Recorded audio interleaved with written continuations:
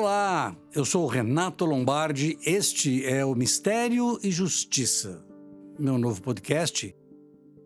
E a gente vai falar aqui sobre o trabalho da polícia, o trabalho da justiça, do Ministério Público, da perícia técnica, o trabalho de quem realmente está no dia a dia para combater, esclarecer e localizar criminosos.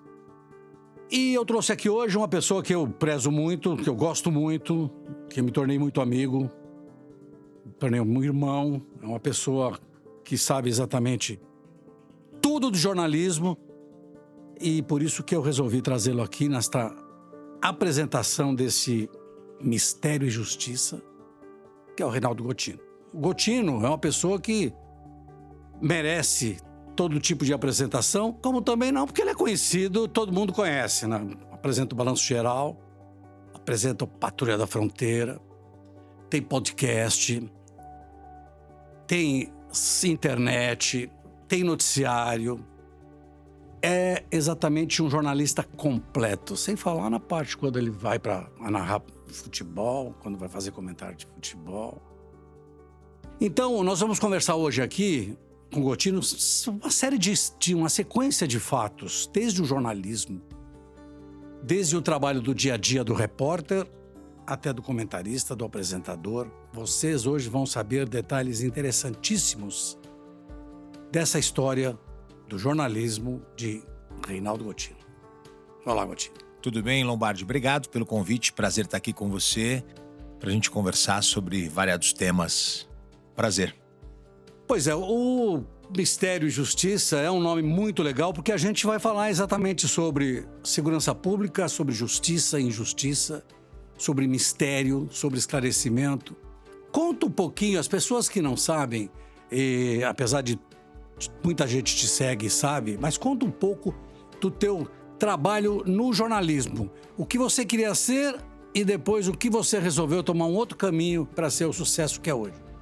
Bom, Lombardi, obrigado pelas palavras. Eu sou um apaixonado pelo jornalismo, sou um apaixonado pela notícia, pela informação. Tanto é que eu até transformei as minhas redes sociais em algo de notícia. Então eu estou ligado em notícia, eu funciono inclusive como um médico.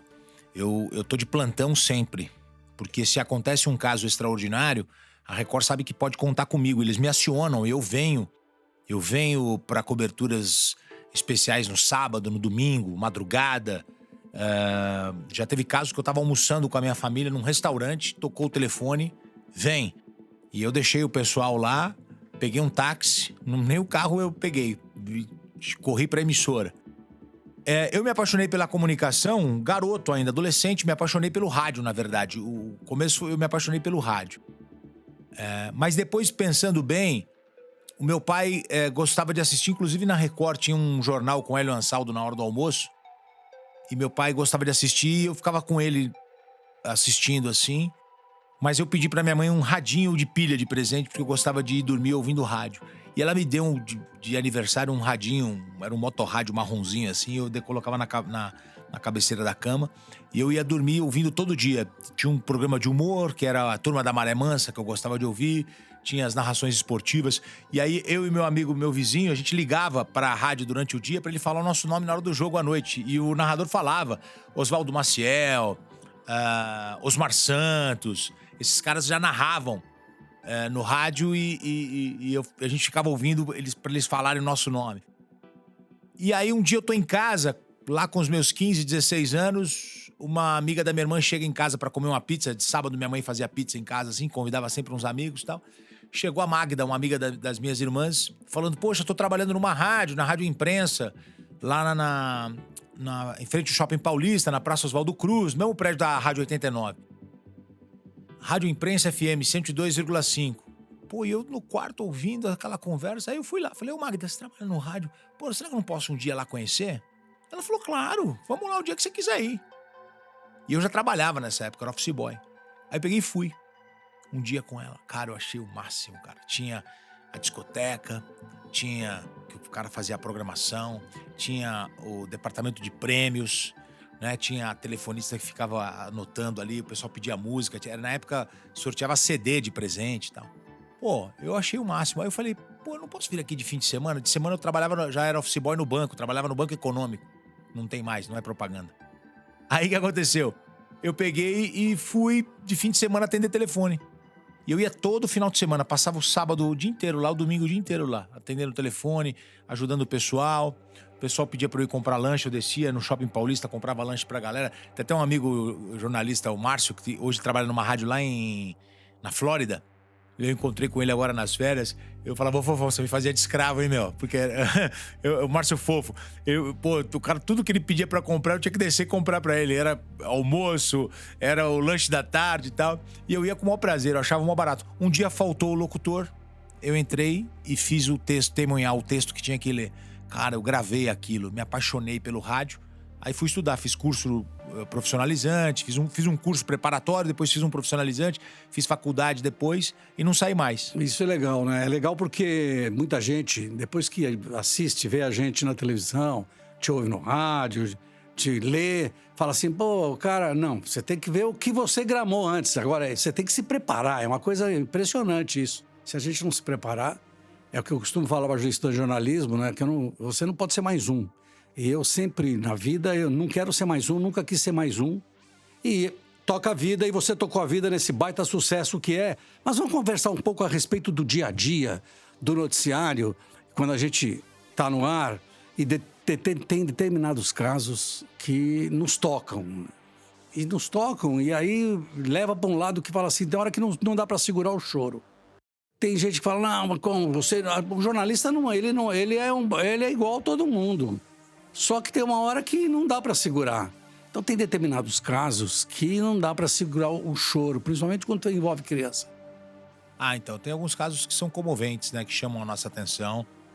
E não tem uma explicação, né? Não são todos os casos, não dá para você escolher o caso, é tudo muito natural. Mas tem alguns casos que são bem comoventes, que a gente sente mesmo, que a gente se envolve com a notícia. E é o que você falou, né? E a gente... sente isso, né? E o telespectador em casa sente também, porque a gente faz um programa real para as pessoas, o que de fato está acontecendo e o que de fato a gente pensa sobre determinados assuntos, né? A gente costuma fazer isso, fazer as enquetes, fazer as perguntas ali, trazer a nossa opinião, o nosso comentário. Às vezes a gente concorda, às vezes a gente discorda. E tem alguns casos que tocam a gente profundamente. E o programa ao vivo é completamente diferente, né, do que o programa gravado, né? O programa ao vivo é aquela vai. E aí sim, e aí a gente você passa para o telespectador. Eu lembro de uma vez eu encontrei uma senhora na rua e ela falou assim, eu gosto de assistir vocês porque o programa é ao vivo, eu fico sozinha em casa. Então, quando é tudo novela, uma coisa muito gravada assim, eu me sinto que não tem. Quando vocês estão no ar, ao vivo, parece que são dentro de casa. Isso. E a gente passa isso pro telespectador. Agora, o que nos comove muitas vezes, eu queria que você falasse um pouco a respeito de quando a gente encontra, aqui na Record, a gente encontra pessoas que não se veem há 10, 20, 30 anos, né? Aquela história de, vou encontrar minha irmã, meu filho. É uma coisa, assim, sensacional, né? Cara, a gente tem várias histórias para contar. Eu ficaria aqui o dia todo contando. Algumas eu posso contar, assim, que vem à mente rapidamente. A história da Dona Aparecida, ela... Por 50 anos, ela procurou pelo filho. 50 anos. 50 anos. Ela procurou pelo filho dela. E aí ela nos mandou uma carta. E quando a gente leu a história dela, a gente convidou ela para fazer a reportagem. Olha que interessante. Essa mulher era casada e um dia ela chegou em casa e o marido estava com a amante em casa, na cama, transando. E ela falou, que palhaçada é essa, que pouca vergonha. Ele falou assim, agora é assim, minha amante vai morar aqui com a gente. Você lava, passa, cozinha e com ela eu fico no bem bom. A mulher falou, uma senhora correta, distinta, falou, como assim, você tá louco? Aí ele falou, você não gostou? Pega as suas coisas e vai embora. Mas deixa a criança. Ela tinha um filho. E o cara botou ela pra fora de casa, ela não aceitou aquela pouca vergonha, foi embora. E o cara não deixou ela pegar a criança. Ela foi pra um lugar, na semana seguinte, quando ela voltou pra organizar um plano pra pegar o filho, o cara já tinha mudado. Ela nunca mais encontrou o filho. E aí... ela passou uma vida toda procurando por esse filho. Aí ela desesperada, precisava trabalhar, senão ia morrer de fome. Ela entrou num ônibus, veio para São Paulo. Isso foi no Paraná. Ela veio para São Paulo. Aqui, nos anos 80, ela foi no programa do Eli Correia. E o Eli Correia gravou... o Eli Correia leu a carta dela. Acho que, se não me engano, era Que Saudade de Você. Que ela tinha muita saudade do filho. Era o filho pequeno, tudo. Aí ele leu a carta, ela não encontrou o filho. Aí isso foi em 1986.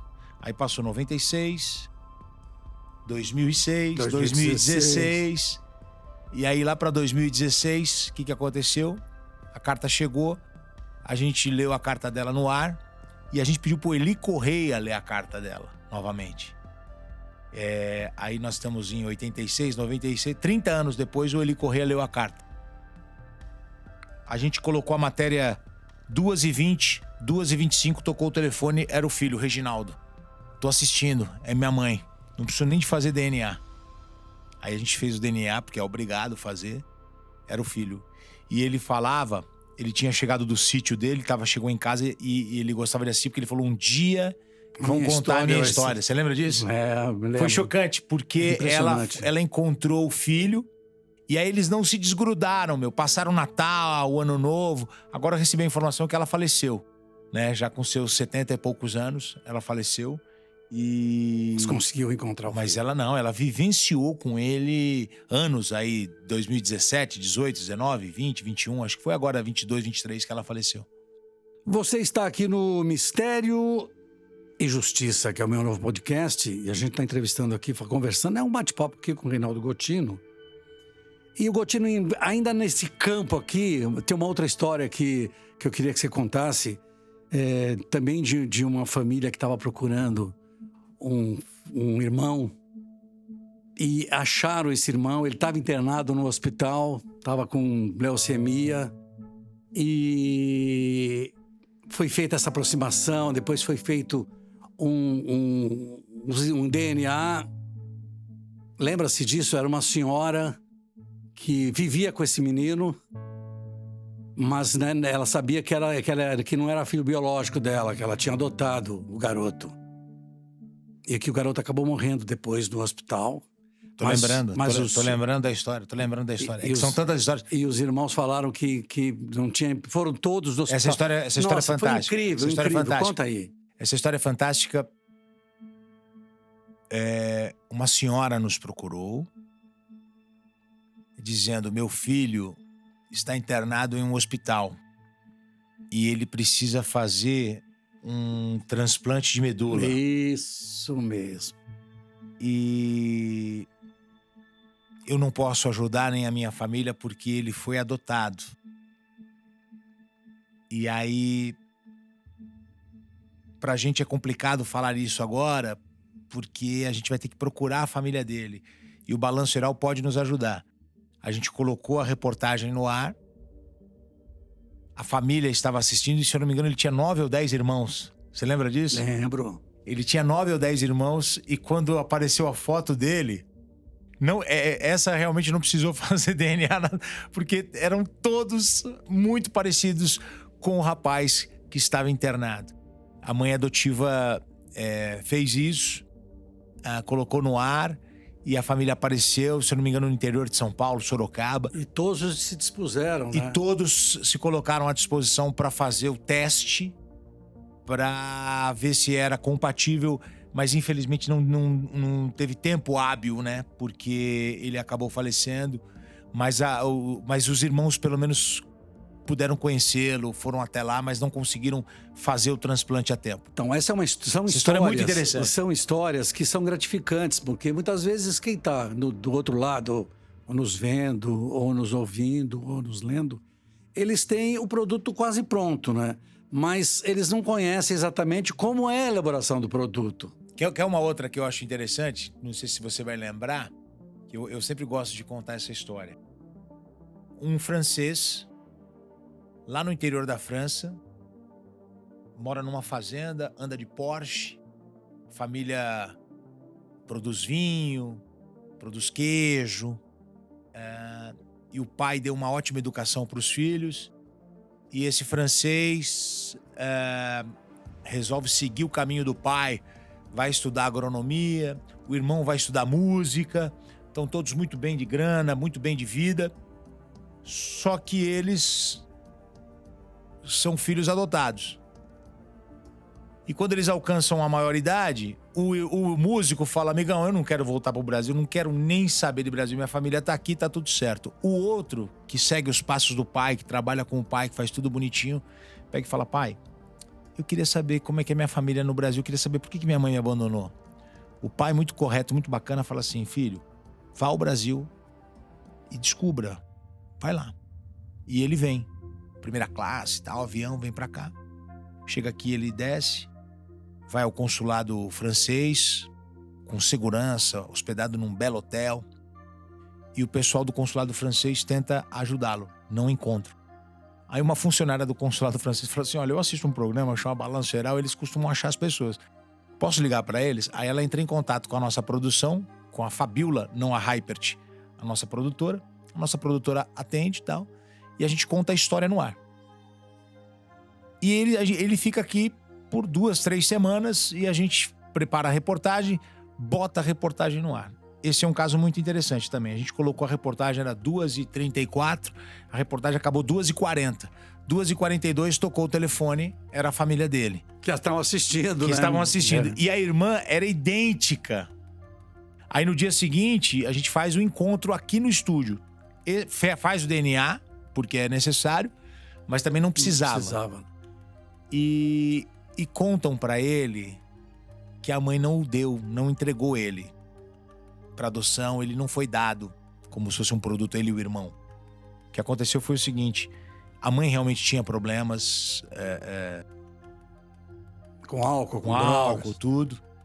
E o que aconteceu? Deixou o portão aberto e eles moravam perto de uma feira. Os meninos, os 2 irmãos saíram e foram brincar na rua, entraram à esquerda, à direita, entraram na feira. Quando a família chegou, não encontrou o garoto. O pessoal na feira viu os meninos lá, chamaram a polícia levou para uma delegacia mais longe. Na época, não conseguiu localizar a família, ele foi colocado para adoção. O legal dessa história é que quando ele tá indo embora, o francês, ele pega e fala para nossa produtora que tá apaixonado por ela. E ele volta ao Brasil depois, pede ela em casamento. Eles estão casados hoje com um filho, morando na França. Na fazenda. O filho da mãe levou uma excelente produtora nossa embora. Baiana, a Fabiola Baiana. Fabiola Baiana. E tem um detalhe interessante também nessa história, que é... ele não falava português. Não falava. Ele falava francês, ou inglês. E ele foi pra cá, ele resolveu passar na casa dos irmãos, que é lá em Capão Redondo, na zona sul de São Paulo.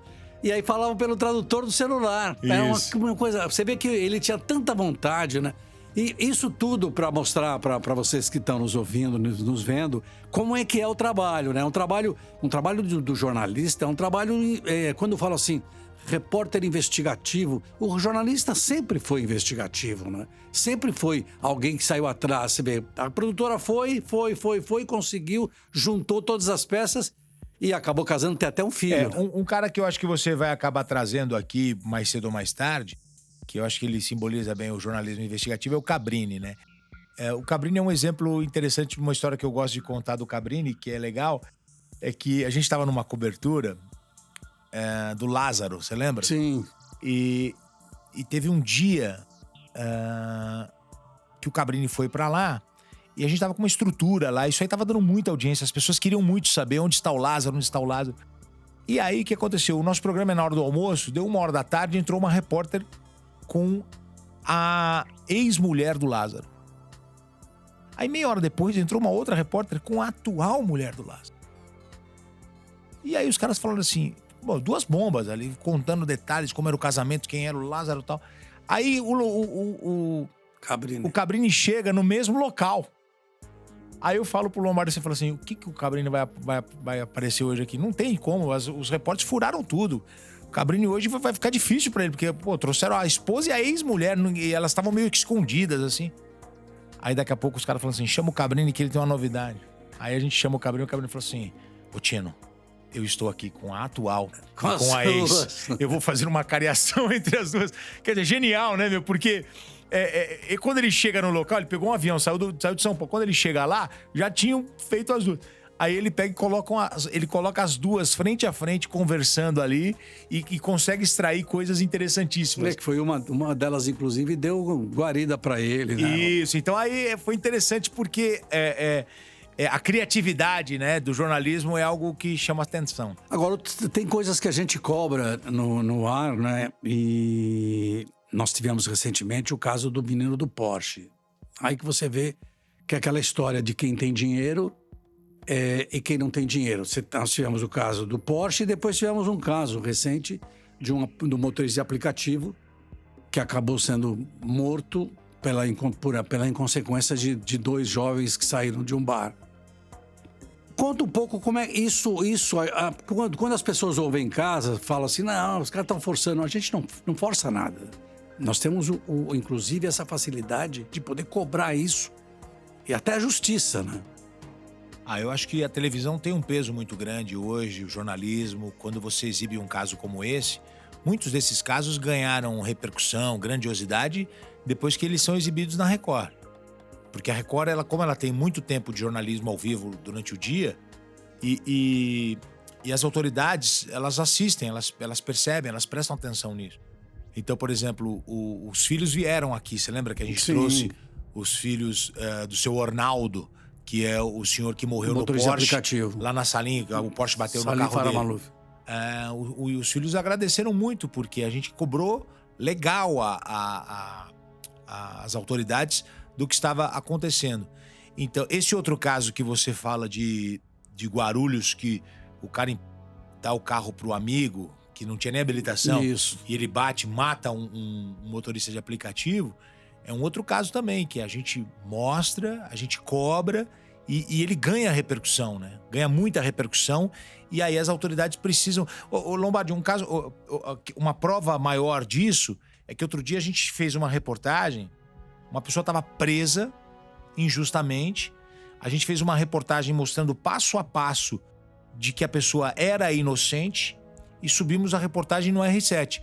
O juiz anexou o link da reportagem exibida na televisão, que estava no R7 no processo, falou, estou mandando soltar agora, não é depois, hoje. Se chegar meia-noite, manda soltar, fora do horário, porque é um absurdo um inocente estar preso já há meses. E mandou soltar e o cara foi solto. Isso chama-se credibilidade, né?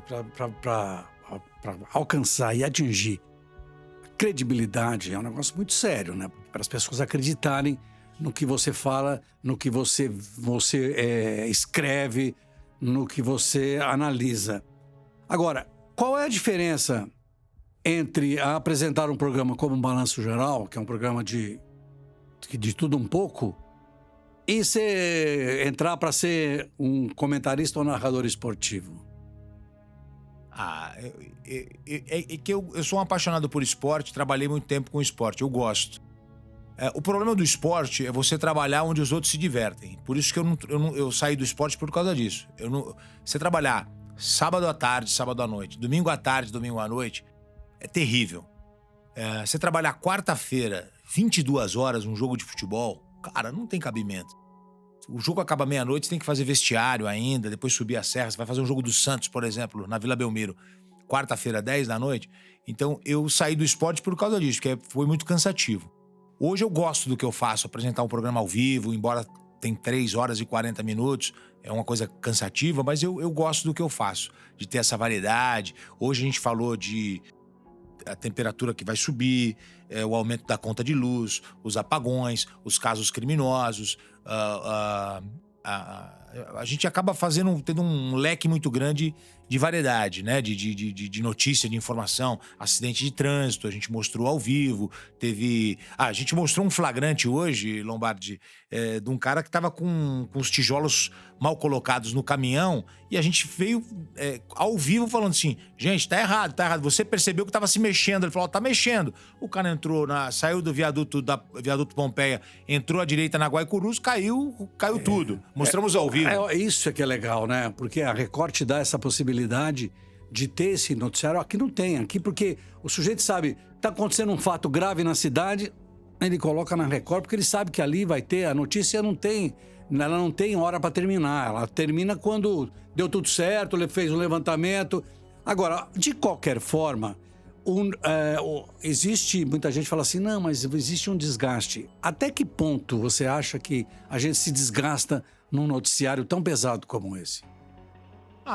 Eu não me desgasto, não. Hoje eu não me desgasto. O meu cansaço é físico por uma questão normal do tempo que a gente fica em pé ali e tal. Mas assim, eu consigo manter uma certa distância. Algumas histórias a gente se envolve, mas se envolve numa história emocionante, numa história comovente. Mas se você leva para casa o noticiário, você tá frito, né? Então eu deixo na porta do estúdio. Acabou, eu tenho que seguir minha vida. Senão você vai somatizar vários problemas aí você não aguenta, você fica doente. Você sabe que eu trabalhava no jornal e cobri os grandes sequestros aqui em São Paulo. Houve uma sequência de grandes sequestros, de muitos sequestros. E aí eu sempre exatamente tinha esse conceito de separar as coisas. Chegava em casa, apesar de ser casado com uma jornalista, chegava em casa, a gente não falava nada, a não ser discutir uma pauta, tem uma pauta legal para você, não sei o quê.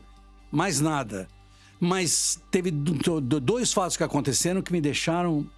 Assim, eu fiquei semanas. Um deles era um publicitário, em que ele ficou no cativeiro por 25 dias, dono de uma agência de publicidade. Houve uma sequência de publicitários. Não era nem o Washington Oliveira, nem o Luiz Salles. É um outro que eu não lembro o nome agora.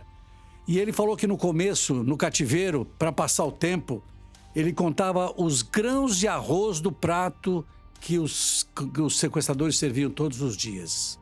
Todo dia ele contava os grãos de arroz, um por um, para depois tentar comer uma parte, porque ele achava que ia sair morto dali. O outro foi que me deixou arrasado, fiquei arrasado e não tinha como não me separar, foi o assassinato do filho do Ota, aquele japonês. Um menino foi sequestrado por 2 policiais militares, um motoboy e mais um outro sujeito. Mataram um menino porque ele reconheceu um dos policiais militares que era o segurança do armazém do pai do menino, do Ota, do Ivisota. O menino chamava Ivisota. E enterraram o garoto no quarto onde dormia o filho do motoboy, tinha a cama. Aquilo me deixou, quando encontraram o corpo do menino, me deixou de uma maneira... Mas eu acho que é isso, a gente tem que fazer um trabalho, porque senão você se envolve tanto que você não consegue, você não continua, não é? Então, e é difícil fazer isso. Não é impossível, mas é difícil. É difícil. Eu aprendi isso com o Marcelo Rezende. Marcelo Rezende, a gente saía para almoçar, porque eu trabalhava de manhã e ele trabalhava à noite. A gente fez de manhã por um período. E a gente saía para almoçar da Record, a gente ia junto. E ele falava sobre isso. Ele falava, não deixa isso te afastar. Vamos no almoço aqui, vamos conversar, vamos trocar ideia. Esquece um pouquinho os problemas. Até lembrei de uma história do Marcelo Rezende para contar para vocês agora. Vamos embora. Você vai dar o que falar, hein? Se prepara. Marcelo Rezende. Acho que essa história jamais foi contada. Então vai ser aqui. Marcelo Rezende ganhou um cachorrinho da Xuxa de presente.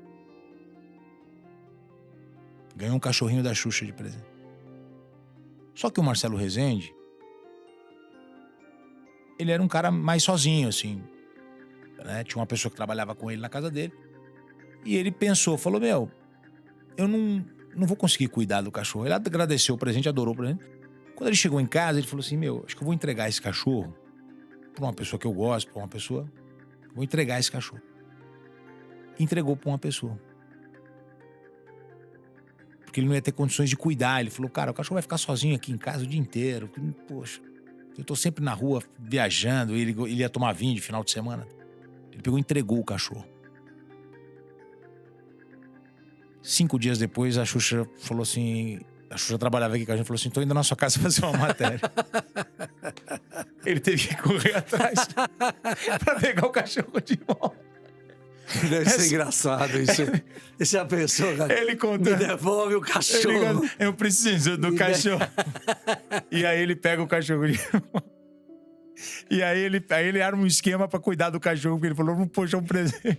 Mas quando ele entrega o cachorro, ele entrega com... Porque ele falou assim, eu não vou conseguir dar pro cachorro nem carinho, certo, nem amor, e nem cuidar do cachorro com questão da comida, tá? Porque ele tinha uma pessoa que trabalhava na casa dele, né? Mas a pessoa ia embora, tinha os compromissos. Aí ele deu o cachorro pra alguém, depois teve que correr atrás dessa pessoa pra pegar o cachorro de volta. História incrível. Olha, aqui é o meu novo podcast, chama Mistério e Justiça. Não esqueçam, é Mistério e Justiça. E nós estamos entrevistando aqui o Reinaldo Gotino, que tem história pra caramba, hein?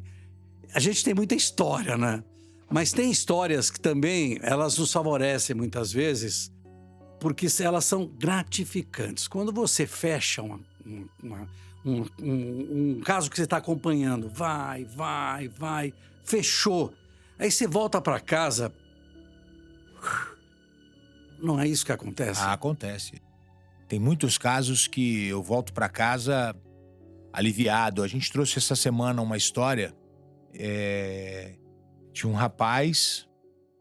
Um amigo me mandou uma foto falando assim, poxa, esse rapaz, ele estava no hospital e o hospital não sabe onde ele foi parar, ele tem esquizofrenia e a família está preocupada. Aí a gente pegou e colocou no ar. Colocamos no ar só a foto do rapaz, a história. Ele estava internado no hospital do Mandaqui, ele tem esquizofrenia, mas ele foi internado para fazer um procedimento no estômago, alguma coisa assim, e simplesmente sumiu, desapareceu. E a gente colocou no ar, e no ar eu falei assim, gente, o perigoso dessa história, ele não é um criminoso, ele não é violento, ele não é uma pessoa que oferece perigo, mas ele é um rapaz que sofre de esquizofrenia e sem os medicamentos, ele pode ter um comportamento diferente do comportamento natural das pessoas. E aí ele acaba se deparando com uma pessoa na rua, a pessoa pode achar que ele ou ele tá sendo mal educado, ou que ele é violento, e aí partir pra cima do rapaz. Então rolou uma preocupação nossa aqui. A gente colocou a matéria no ar. Uma GCM que estava... Ela tá fazendo o curso, tá se preparando para se tornar GCM. Ela falou, eu vi esse rapaz. Aí ela sai, vai até a GCM, pega uma equipe e faz o caminho por onde ela o encontrou, e ela vai lá, e era ele, ela encontra, coloca ele no carro. O rapaz, mesmo com a esquizofrenia e sem os medicamentos, ele estava tendo um comportamento ainda muito dócil, muito educado. Colocaram ele, levaram ele para o hospital, ele foi acolhido novamente, a família foi até lá e deu tudo certo. Então a gente ficou muito feliz. Então quando acontece um caso como esse, ou um caso de maior repercussão que é encerrado, a gente volta para casa com a sensação de missão cumprida. Gotinão, fala um pouquinho aqui, qual é a responsabilidade que tem um jornalista? Total. Que tipo de responsabilidade ele tem ao falar, ao comentar, ao retratar, ao dar sua opinião?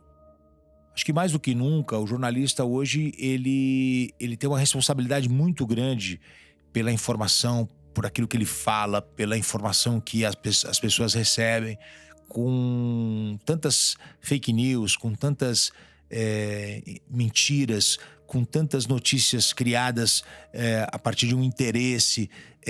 O jornalista que consegue passar a informação e livre dessa contaminação, livre dessa dúvida, ele tem um valor hoje inestimável para a sociedade.